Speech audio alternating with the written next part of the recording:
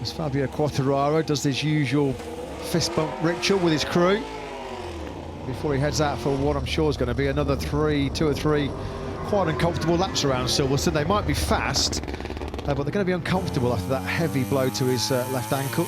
Looks like brand new soft slicks for Quartararo. So you're going to see a sub 2 minute potentially coming up shortly.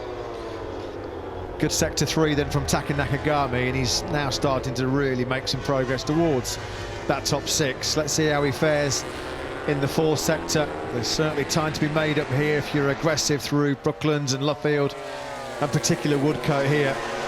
So how has Nakagami got on? Over the line he comes. Yes, 7th, good job. 2:00.870 from the Japanese man. Oh, got a bit messy through turn 1. Marc Marquez just having to sit it up. The 2 Tech 3 KTMs as well following. How's this lap looking? Jack Miller, 4th place at the moment, a 10th down in sector 3.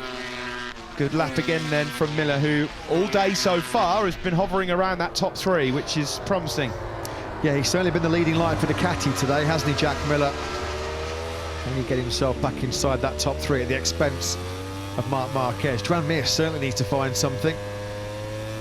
Been a low-key day so far for the world champion, as we suspected, of course. Never been on a MotoGP bike before here in Silverstone. And Miller does go in the top 3. He does better than deposed Marc Marquez. He also drops Pol Espargaro down to 3rd, Miller up into 2nd, and Pol Espargaro. Now, this would be a turn-up. This would be a shock. Not last year, not at all, but this year, Pol Espargaro in P1, nobody would have seen that coming.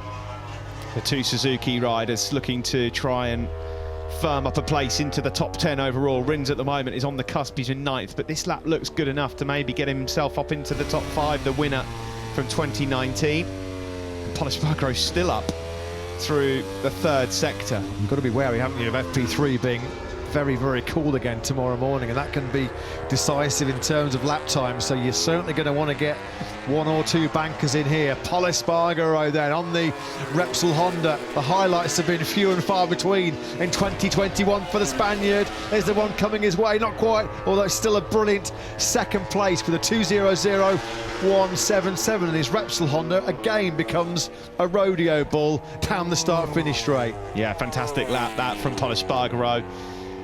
He lights up a room when he's got a smile on his face, Pol Espargaro, and it looks like we might see that a bit later on in the TV set.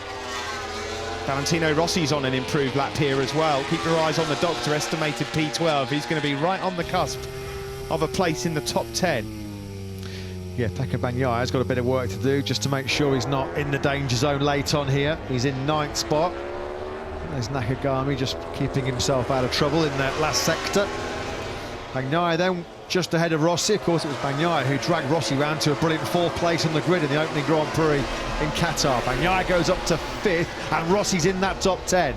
Rossi goes up to 9th with a 2:00.850. Oh. Will that be enough for a provisional spot in that top 10? This guy is tearing it up on circuit. So is Pol Espargaro, but and in another league here is Fabio Quartararo. He's 0.4 of a second up through sector 2. Yeah, what a response this would be when you think about what happened to him about 20-25 minutes or so ago. The crash at turn 8.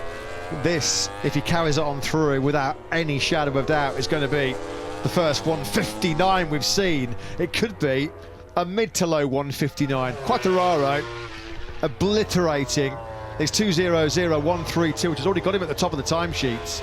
Pol Espargaro also, as Steve mentioned, putting together a super strong lap himself.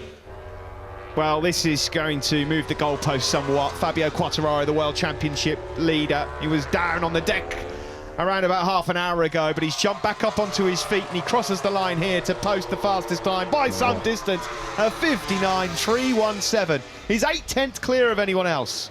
Yeah, that's an absolute stonking lap time in Silverstone then for Fabio Quartararo. Pol Espargaro, he's going to be delighted with his Friday here in Silverstone. 4th this morning, 2nd at the moment, and not too far behind his older brother Aleix as well, who's had an excellent day. He was 2nd this morning. They've kind of switched roles, haven't they, the Espargaro brothers? So Marquez is in 6th. Bagnaia is estimated Rossi P3, and Rossi's just behind him still. Rossi is benefiting here from a tow from his protege, number 46. Now this will make the crowd erupt a little if Rossi gets himself up a couple of places extra. Marquez's Honda looking twitchy through Luffield and Woodcote, wasn't it? Still somehow finds a 2:00.051. He's got Rossi no problems. 7th. Wow, brilliant. And Yai went up to 4th with a 2:00.102. Valentino Rossi at the checkered flag then got up into P7. There was some late drama there and some excellent rides further back. Leccaona 8th, Enea Bastianini in 9th. Yeah, stunning, stunning. Brilliant that by Leccaona. And Jorge Martin.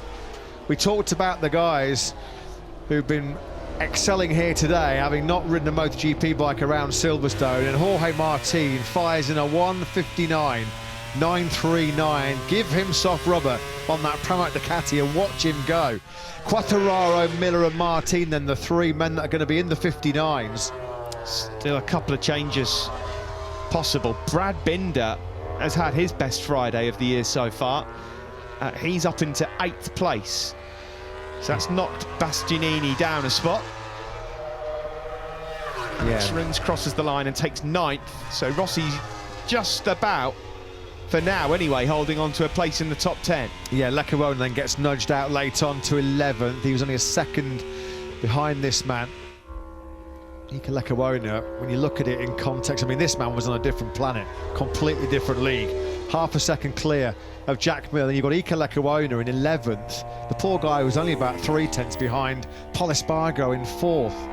Fine margins yet again here in MotoGP. Well, Jake Dixon won't thank his good buddy Fabio Quartararo, because Jake had actually found a 2:02.6, which is a really good time, and then all of a sudden he went from being 2.7 seconds off to 3.2 thanks to Fabio Quartararo. Well, it's always the mark of a top talent, a great rider, a rider who's got mental resolve to match the talent, and Fabio Quartararo showed that in abundance in that session. A heavy crash for him at turn 8 at the halfway point. He gets back up and he comes out swinging with a stunning 1:59.317. Huge credit there to the man just out of your picture, Pol Espargaro, in the practice start zone. By far one of his better days on the Repsol Honda. He finishes 4th behind Miller and Martin. So Fabio Quartararo then cannot be removed from top spot despite his dramas of earlier. Over at turn 8, there's another replay of him here, just getting it sideways through turn 18 of all corners, and you don't really want to keep that pinned at that particular point.